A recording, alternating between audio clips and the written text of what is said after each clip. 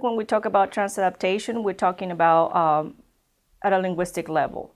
Grammar, mostly these are going to be like the writing standards that are going to get affected because you're assessing.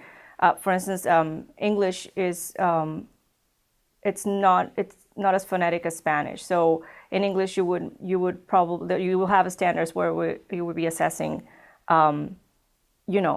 letter combinations and how they're pronounced or how they're, the rules for writing.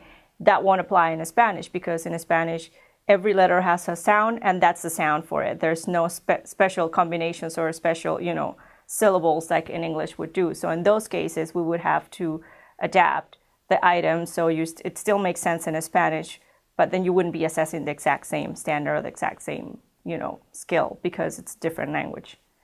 For reading comprehension, it's pretty much a translation because basically you're just assessing the student's understanding of a text after reading it, and that whether it's Spanish, English, French, whatever language it is just how well the student can interpret the little nuances or the little complexities of the text, regardless of the language. It's just a storyline, it's characters, it's setting, it's those kind of skills that we're trying to assess. So it doesn't matter what language, as long as it's understandable to the student and the student can prove that he or she understood what it was in the text. It's interesting because as far as I know, the only state that has actually translated the ELA and the Math Common Core standards into Spanish is California.